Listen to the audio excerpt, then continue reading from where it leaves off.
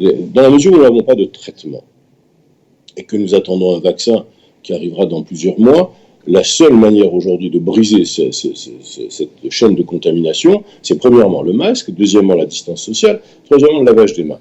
Et aussi le confinement. Il faut faire des confinements extrêmement localisés, ce qu'on appelle dans des clusters, dans un endroit où il y a une augmentation du pic épidémique.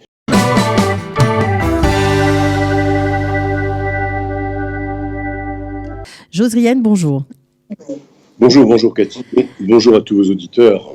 Alors on est ravis de vous retrouver parce que c'est vrai qu'on se pose beaucoup de questions. On voit que les chiffres continuent de monter. On parle de 906 personnes décédées ce matin. 109 personnes sont en réanimation et 435 personnes dans un état grave. On a l'impression que tous les marqueurs, les lignes rouges ont été dépassés. Tout à fait, vous avez raison. C'est exactement ce qui se passe. Nous sommes dans une situation qui est un peu compliquée, un peu difficile, avec aujourd'hui des indicateurs qui sont sérieux, qui sont à prendre très au sérieux. La situation est sérieuse, je ne suis pas alarmiste, ni je ne veux pas dramatiser, mais il va falloir vite que nous réagissions différemment et que nous prenions des mesures, car cela ne fait que croître et embellir. Et cela va poser des problèmes. Nous sommes déjà à plus de 900 décès. Et le nombre de cas va continuer à augmenter, hélas, car nous approchons d'une période qui est compliquée, qui est difficile à gérer, qui est une belle période, c'est vraiment une période importante, fête de Ticherie, mais compte tenu du contexte, il faut être très très prudent, encore plus prudent que les jours suivants. Alors, on sait que 40% des contaminations se situent dans les communautés ultra-orthodoxes et les communautés arabes. Comment vous expliquez cet état de fait ? Écoutez, il y a plusieurs explications.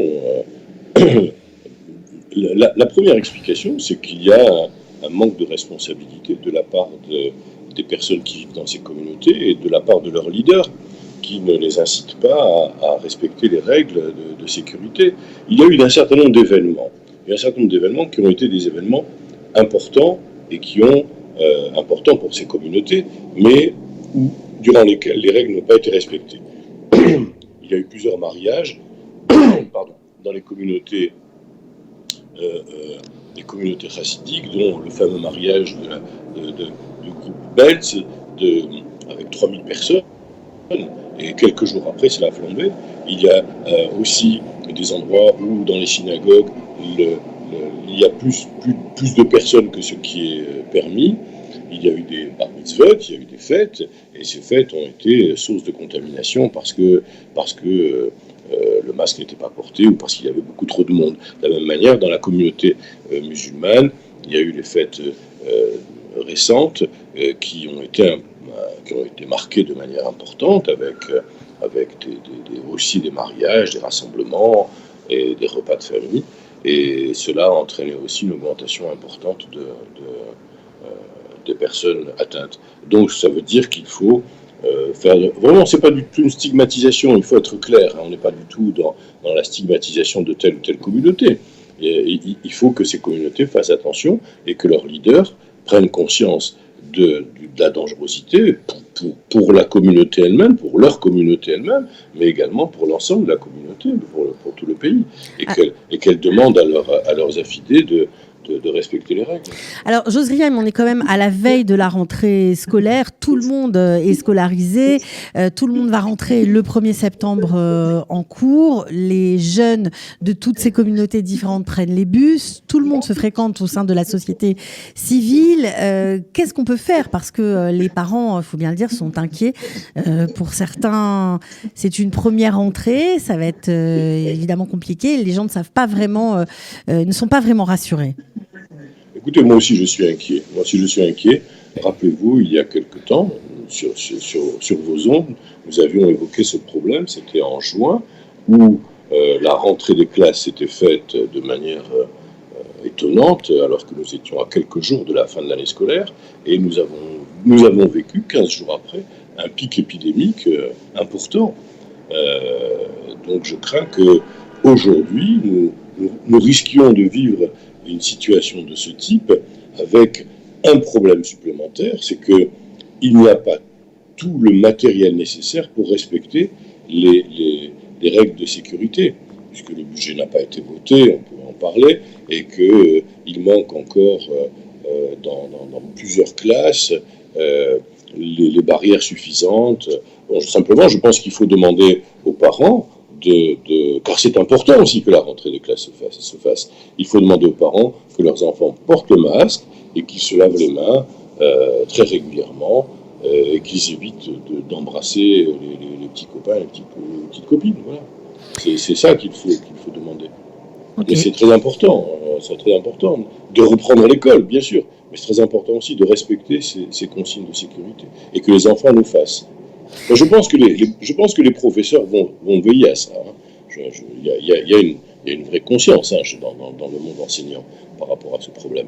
Néanmoins, je souhaite que les parents insistent là-dessus et que le gouvernement se dépêche de voter ce budget, y compris le budget de l'éducation, pour qu'on puisse faire face aux besoins de la lutte contre la pandémie. Ce n'est pas le cas, puisque... C'est-à-dire dédoubler les classes, faire des capsules, comme des petits groupes, dédoubler les classes. Bon, c'est fait déjà dans certains établissements. Oui.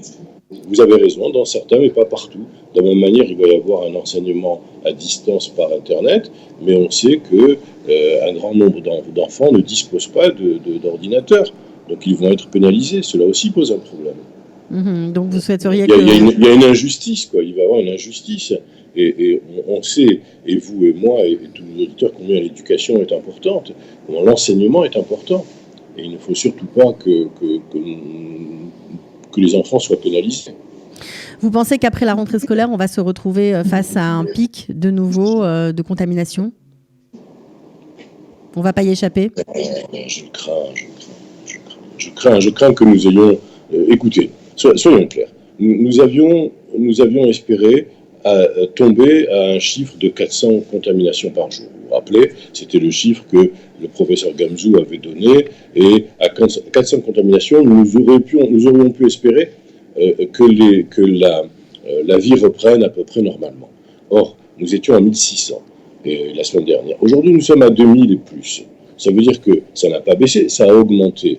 Et la décélération se fait très, très, très lentement, alors que l'augmentation se fait très rapidement. Donc, vous comprenez bien que là on a un problème, et que je ne suis pas sûr, encore une fois, aujourd'hui, que compte tenu de la période dans laquelle nous allons rentrer, il n'y ait pas qu'il y ait une décélération, et que nous n'ayons pas encore une augmentation, ce qui serait très problématique. Alors, car il ne faut pas oublier que les hôpitaux font un travail absolument extraordinaire, le personnel hospitalier fait un travail remarquable, mais ils commencent à fatiguer. Et à déborder, forcément. Est-ce que vous pensez que le confinement, même partiel, peut-être dans certaines communautés ou dans certaines zones rouges, pourrait être une solution ?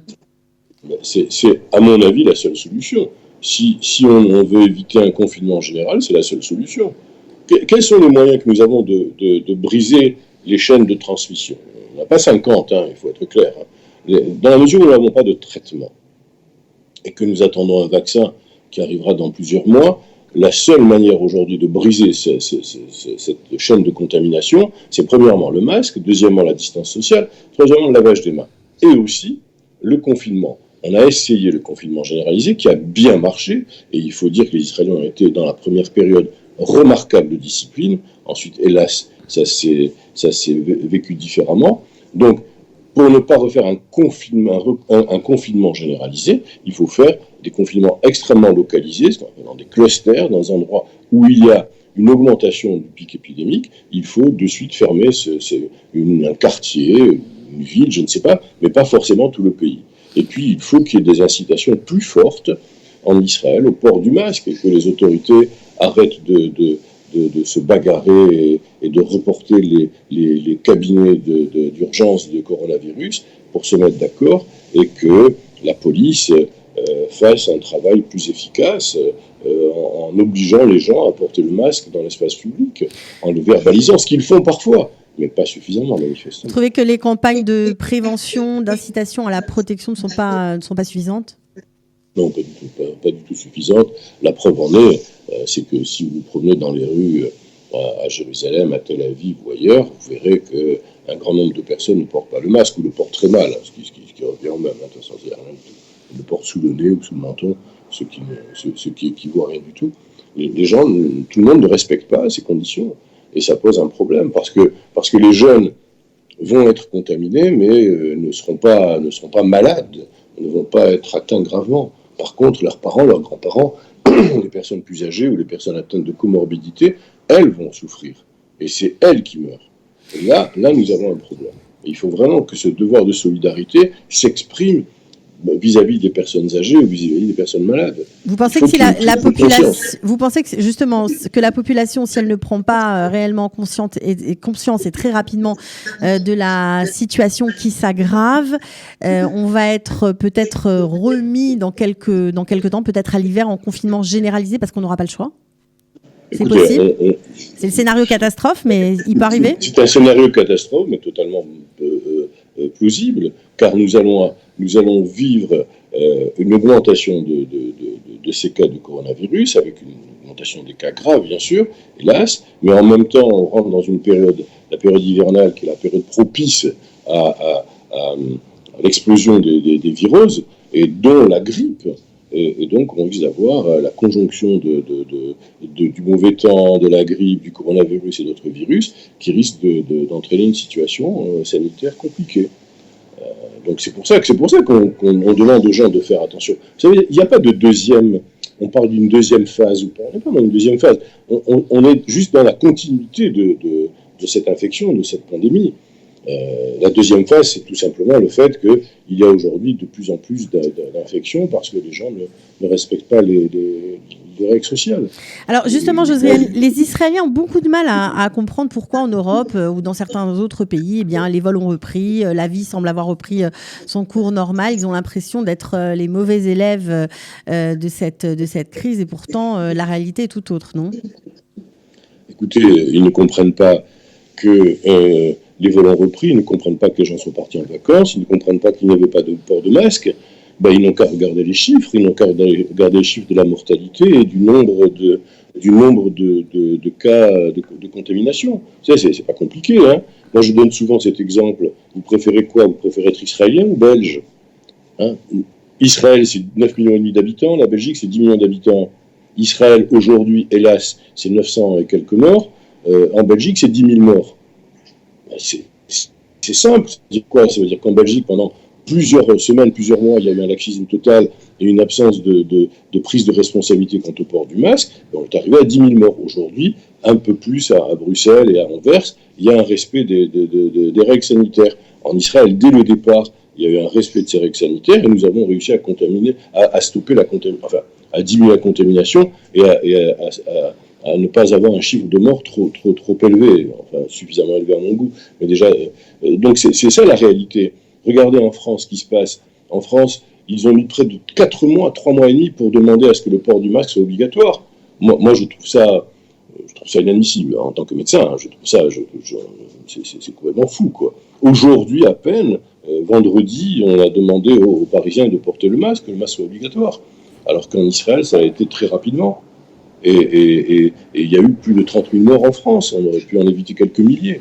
Donc, que les Israéliens ne soient pas jaloux, entre guillemets. C'est ce qui se passe aujourd'hui. C'est une contamination plus importante en Europe. Je parle même pas du Brésil ni des États-Unis, mais aujourd'hui en Allemagne, il y a une augmentation des cas, du nombre de cas. En France, c'est en train de flamber, on est à plus de 5 000. Pareil en Espagne, pareil en Italie dans certaines régions.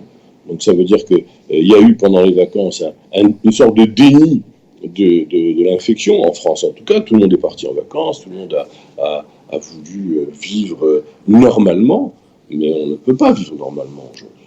Et donc il y a aujourd'hui un vrai problème. Et ce que nous vivons en Israël, eh bien, c'est vécu aussi de la même manière dans les pays en Europe. Mmh. Bon, en tout cas, chaque pays va développer sa politique de santé. Elles ne sont pas toutes pareilles et on voit parfois des résultats, des contaminations très importantes en fonction de l'absence de politique de santé. En tout cas, docteur Josriane, je vous remercie beaucoup pour cette intervention. On espère que, que ça va quand même, malgré les prévisions un peu pessimistes, s'arranger. Oui, voilà. Moi je suis optimiste. Voilà. On va gagner, on sortira de cette pandémie. L'humanité va guérir de cette pandémie. Simplement, il faut l'humanité est sortie de plusieurs pandémies, est sortie vraiment vainqueur. Simplement, il faut en sortir sans trop de casse. Il faut en sortir en ayant le moins de morts et de grands malades. C'est pour ça qu'il faut respecter les règles. Il faut vraiment faire attention. Voilà, exactement. Ok, merci beaucoup, docteur Zriane, et à très bientôt.